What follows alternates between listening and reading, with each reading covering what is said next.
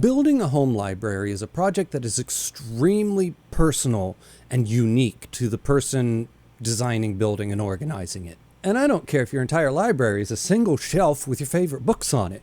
It is very personal and very special, in my opinion.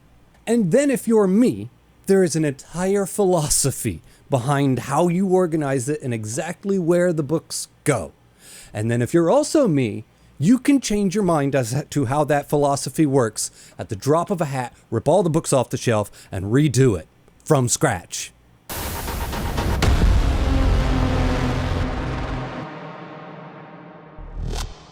To be fair, I actually thoroughly enjoy reorganizing my books. I will take them all off the shelves and then just kind of reorganize them simply for fun. It's like Zen to me. But anyway, I've been asked many times to do like a bookshelf tour on this channel, and recently I've landed on a new design philosophy that I can actually explain. Like prior to this, it would have been a whole mess. Nobody could have possibly understood exactly what I was trying to do with my shelves and where the books were like placed. Made no sense. Made no sense to anybody other than me anyway. So anyway, what is this design philosophy that I'm talking about? In the past, I tended to organize my books by genre, and then within the genre, I would organize them alphabetically by author. But that would cause problems because you have people like Ursula K. Le Guin who writes science fiction and fantasy. So do you just break her books up and put them in multiple sections of the library? And then I had certain authors that I were like my favorite authors or my favorite series or my favorite this or my favorite that I always wanted to showcase. So eventually, it was about the time that I decided, when I had these two little cases over here as my manga section, and I decided to dismantle that so that I could mix the manga into the rest of the library, because at that point, it was around the time I had the revelation that I feel like manga should be in the discussion with literature and great storytelling, just like books should be. And then I went one step further in that logic, and I decided to incorporate them into the library and put manga right alongside the books, side by side, alphabetically by author. But that also leaves me the problem of showcasing some of my favorite things. So what I did was I split the office right down this line here, and on this side of that line, I made the back wall the showcase wall. And on that side of the line, I made this wall what I call the library proper. So then on the showcase wall, I have specific people pulled out and put in just random places almost where I kind of want to look at them. There isn't an actual organization other than the fact that this is what I want to look at and this is how I want to look at it. Then once you get to the library proper, it is in alphabetical order. No genres. Science fiction will go next to fantasy, which will go next to weird fiction, which goes next to nonfiction. All genres have disappeared. It is one cohesive library that is only organized alphabetically by author. Then, of course, once you get into the author, their books are organized alphabetically as well. But genres are gone, and books and manga go together as one big happy family. Also, in a perfect world, ideally, I would walk you around the room and I'd show it to you myself, but unfortunately I still can't walk after my accident, so we'll have to get a little bit creative with the editing here. But let's do this anyway. Let the tour begin. First things first, let's start off with some knickknacks. Because this is like my little sanctuary that I go to like just decompress, I like to be surrounded by things that I love from people that I love. I have a book of poetry by Pope, which was my grandfather's, and the rosary is actually my grandmother's. Next to that is a letter opener that was also my grandfather's, an incense burner that was my mother's, these little binocular thingies were my grandfather's, and the little kitty cat statue thing was made by my daughter. I also have my grandfather's harmonica that he got in Europe during World War II. I also have a picture of a willow tree that my sister painted for me, and this little paper mache bird that my daughter made. Anyway, now starting all the way over here with the actual thing that people are here to see, which is books, we're going to start with a floating shelf over here that's not even on the bookcases, and that is the Dark Tower.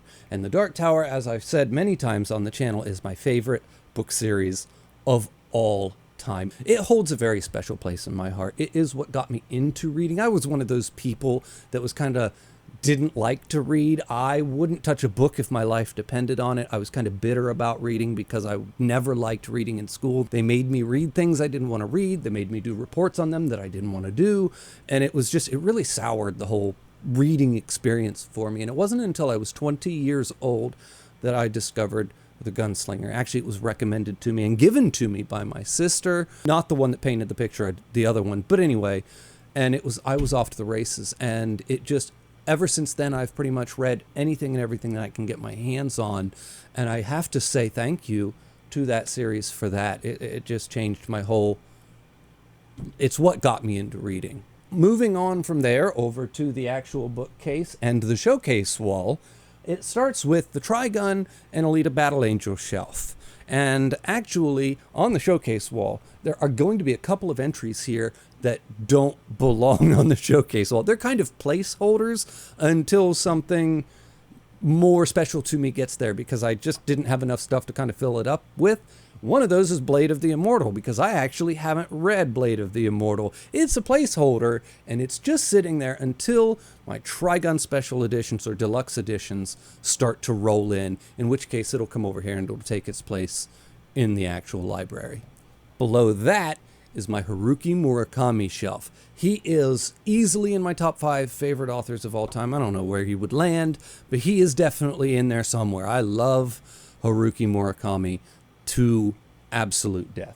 Starting with 1Q84 and moving on over with, of course, my 2 Folio Society editions, which are Kafka on the Shore and Norwegian Wood. They also have a wind-up bird chronicle, and I want it so badly. But oh my God, if you've ever bought a Folio Society edition book, they're so expensive. I can only buy one, like maybe 2 a year. It's, oh my goodness. They are just, oh, but I love them. If you've ever owned one, oh, they are the nicest edition of any book I've ever owned. And I got a couple like Easton Press editions, and I've got a couple other kind of premium editions, and I've never ever seen anything that even comes like within 10 miles of being as high quality as a Folio Society edition. They are that good.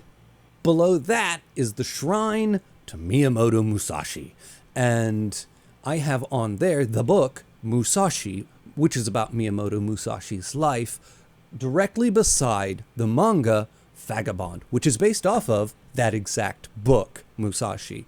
Also, tucked in beside that, I do have the Book of Five Rings, which is an actual book on philosophy and a way of fighting that the real-life Miyamoto Musashi wrote. Also, can we just take a second to appreciate just how beautiful and stunning the spines of these books are once you line them all up on a shelf?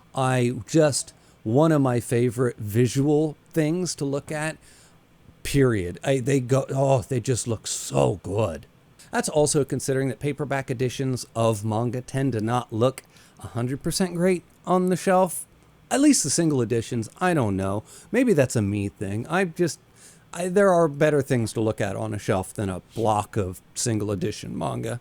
Next up is my sword, which somehow I forgot to mention in the knickknacks section, and that is actually a sword that I got when I was 16 years old on a trip to Spain. I went on a school trip over there, and we visited a swordsmith in Toledo, Spain, where they made swords by hand. And then when you got done going through the tour of the entire blacksmith shop, you got to go back in, and they had like a whole gift shop set up of all the things that they made by hand there in that gift shop. And I picked out wakizashi and spent like almost all of the money that my parents gave me to spend on souvenirs, and I blew it all on a sword. And I, to this day, have zero regrets over that decision. Also, real fast, that picture right up there above all of this, everybody's always asking me in the comments, what exactly is that picture and where did it come from? That's actually my brother's picture that he had in his house, and he was downsizing from a bigger house to a smaller house, and he wasn't able to take everything with him. Then he told everybody in the family, just go walk through and take what you can grab. If there's something in there that you want, grab it, because it's just going to get sold with the house. I went through and I wanted absolutely nothing that was there except for that painting. I loved it. I don't know who painted it. I don't know where it's from. I don't know how old it is. I just know that I absolutely loved it. And I was like 20 at the time, and I have been dragging that thing around with me from house to house everywhere I've gone for the past 20 years. It is probably my favorite painting ever, and I always put it in like my bedroom or like my little studio or office area. It's just somewhere where I'm going to spend a lot of time, just because there's something about it. It's chunky, it's thick, it's bumpy, it's a little bit messy. It's like this angry, stormy waters, and yeah, I love it so much. Also, my fiance really hates that painting and probably wouldn't want it in the main section of the house anyway, so win-win for everybody, right? Below the sword is the entire complete set of Inuyasha. This is maybe a placeholder, maybe not. I'm not sure, simply because I haven't actually read Inuyasha yet, but it was one of my primary, like the Golden 3 anime that I watched as a kid, those being Cowboy Bebop, Trigun, and Inuyasha. Also, I owned the Inuyasha DVDs and I watched them so many times. I can't even explain to you how many times I watched Inuyasha when I was younger. So it's very special to me. So it might get to stay even though I haven't read it, but I am intimately familiar with the storyline and the characters and everything there is to it. But I just kind of had to fill up space. The sword itself is a placeholder on the showcase wall until things move into it, which of course, let's be honest, I'm always putting something from the library proper to the showcase wall. Just 2 years ago, Berserk never would have even been on this wall, and just last year, the Book of the New Sun wouldn't have been, and they both made their way onto that wall. And I don't know, they'll probably never leave. Then below Inuyasha is Dragon Ball, and that absolutely gets its spot. I just read that this year. Speaking of things that I just read, that was another one that I obsessed over the anime when I was a child, and I just read it this year, and it gets its spot. It's not going anywhere. It's staying on the showcase wall. Moving on over to the top of the next case is Philip K. Dick, and he is, now we're talking about top 2 authors of all time. I don't know. Like, he's either 1 or 2. He is up there. He's probably number 2. But Philip K. Dick, I love him so very much. The top 2 shelves on actually both the next 2 cases is all Philip K. Dick. I have most of them in like trade paperback form, but every time I go to the used bookstore, if I can find a little hardback like book club edition of a first edition, you better believe I'm walking out of that store with it. I have actually a little shelf up there dedicated directly to Ubik, and I have 4 different editions of Ubik up there, 3 of which is just the main book in different copies of it, and one of them is actually the screenplay for the movie Ubik, written by Philip K. Dick himself. Below that, I have all of my Folio Society editions of my Philip K. Dick books and the books that go with them on that shelf. And yes, I do have every single book that the Folio Society makes for Philip K. Dick, and if they ever make any more, I will buy those too. Next up is Dune. I have an entire shelf dedicated to Dune. I have every single book of the 6-run series of Dune in first edition. They are little book club editions. They're not actual legit first editions, but I am so proud of my little first edition section on Dune, and I found every single one of them in the wild. Nothing was found online. Nothing was ordered from California. I legit found them in actual bookstores. Oh my God, I cannot express how exciting of a moment it is to find a first edition Dune anything. I don't care if it is a book club edition out in the wild. Of course, on that shelf, I also have the paperback editions, which are actually the ones that I read, if you can't tell by the spines. Below that, of course, is Berserk, and I do have the entire complete set of Berserk Deluxe Edition books. Actually, those were the books that I read when I was doing my read-through here on the channel, up until I ran out and I had to switch over to reading digitally. And that, Berserk, along with Uzumaki, is pretty much the 2 reasons, well, maybe that and Blam, that I decided that I really just needed to incorporate my manga directly into my books, and it changed my whole thinking, and it changed my whole philosophy on literature and storytelling and what is considered what and where they all fall in the hierarchy of good and bad or higher and lower.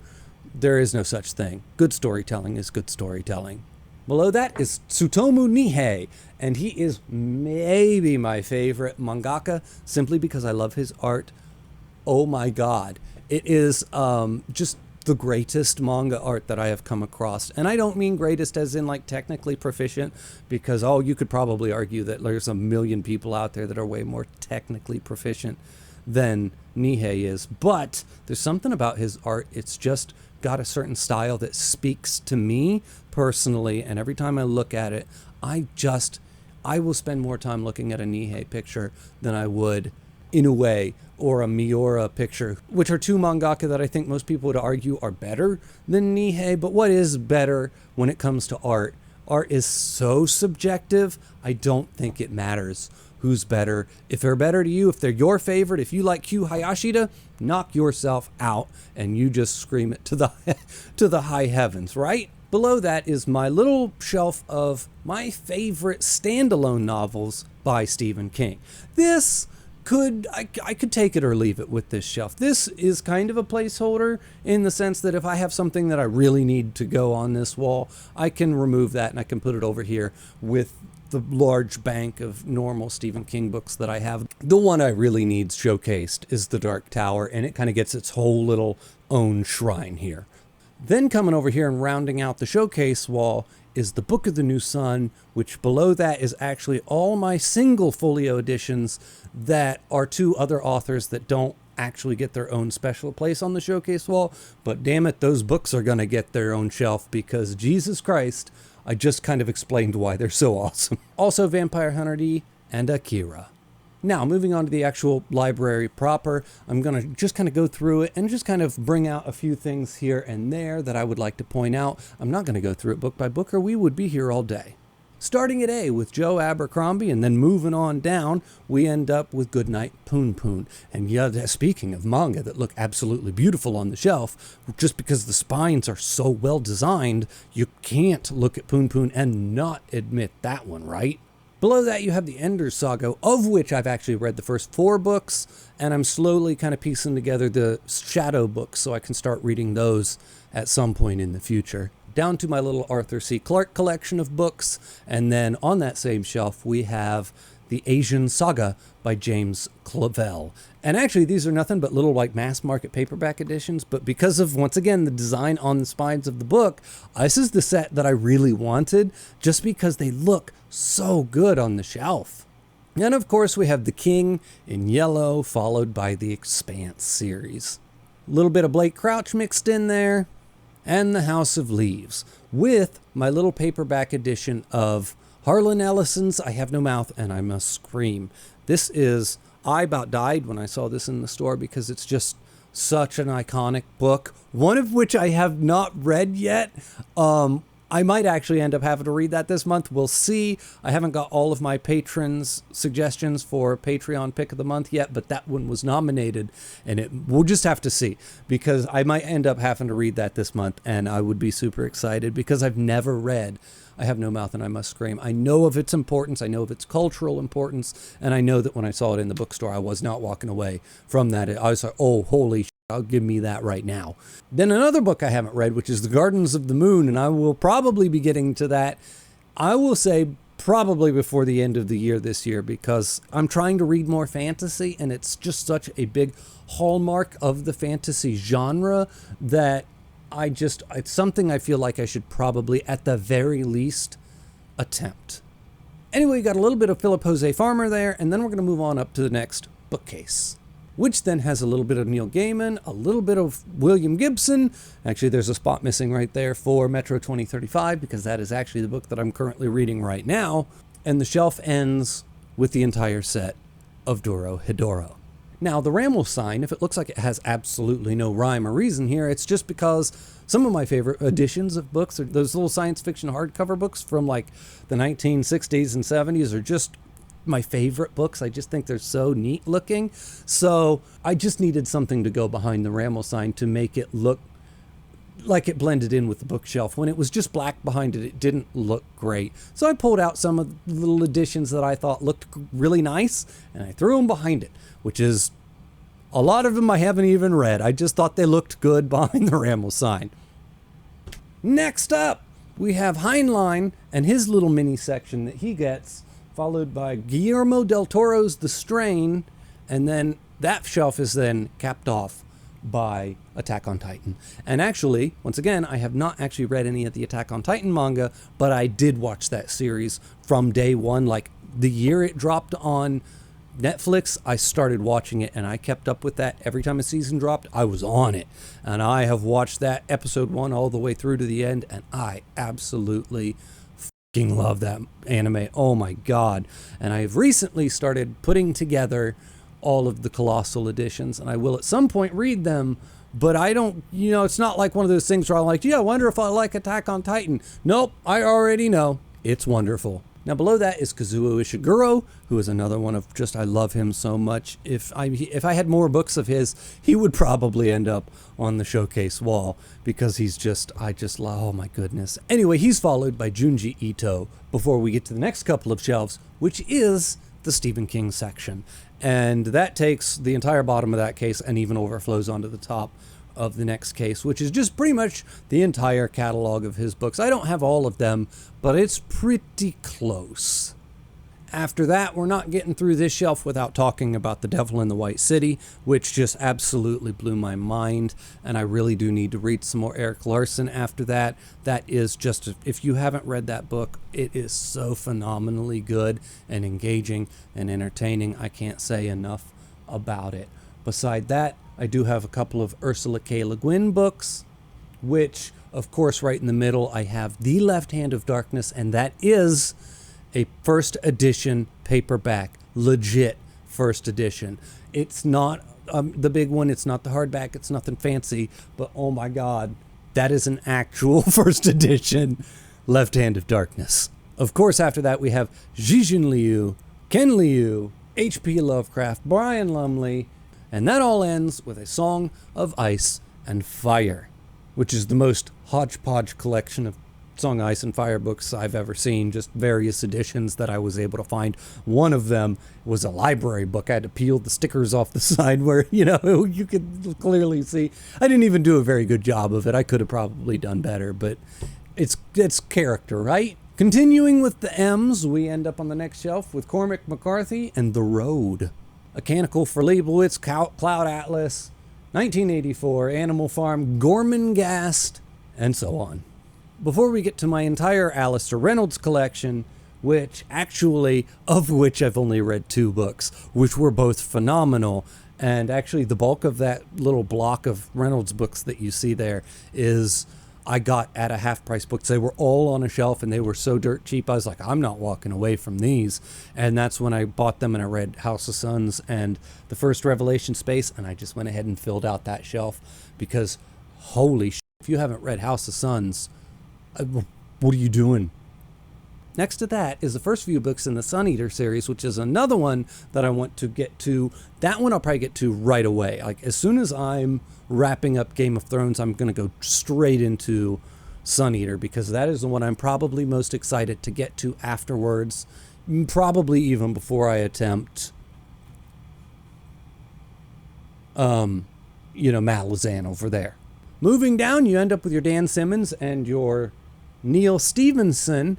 Up here you have a kind of Barnes & Noble edition of Snow Crash, which is just a wonderful book. If Neuromancer is the construction of the cyberpunk genre, then Snow Crash is kind of supposed to be the deconstruction of it, but it's just a good book all the way around.